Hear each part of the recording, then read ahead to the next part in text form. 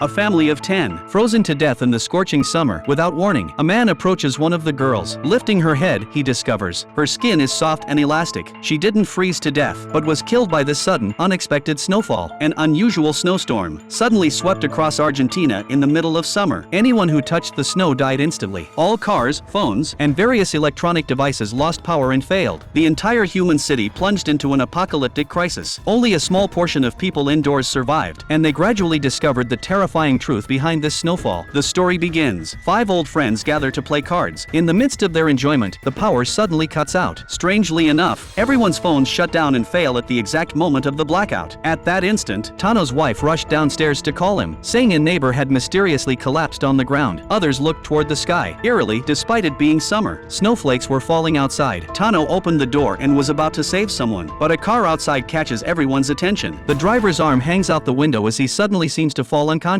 Only then do they realize the snowflakes outside are toxic. Tano, the homeowner, tries to call for help using the landline, but after pressing a few buttons, he finds the landline is also unresponsive. Now everyone recognizes the severity of the situation. Meanwhile, the white-haired old man stares blankly for a moment, then silently takes a coat from the rack and puts it on. He then attempts to open the door and leave. A friend steps forward to stop him, but he pushes his friend down, cursing that he needs to find his family. Yet as soon as he walks out of the room, an accident occurs. Through the window, the friends watch as the white-haired man collapses the moment he reaches the street. His body instantly becomes motionless, without any signs of life. He must have died immediately. At this moment, the entire street is silent. The white, hazy world is as deathly quiet as a ghost town. Suddenly, lights turned on in the building across the street. A sleepy-eyed neighbor appeared at the window. He saw Tano and the others standing by their window, waving their arms frantically, trying to communicate something. They were attempting to warn him not to open the window, but he completely misunderstood their gestures. The moment he stuck his head outside, the drifting snowflakes claimed his life. His elderly partner heard the commotion and came to check, and in the next second, the woman also collapsed at the windowsill, dead. This scene filled everyone with helplessness and sorrow. Juan also thought about his own wife and daughter. As daylight gradually increased outside, Juan decided to leave and check on his wife and daughter. With everyone's help, he put on thick cotton clothing and equipped himself with a household mask and gloves. They all agreed that as long as his body remained covered, there shouldn't be any problems. Finally, with his friend's encouragement, Juan cautiously stepped outside. Just as everyone had predicted, the deadly snowflakes didn't harm him. This compelling film is titled The Navigator.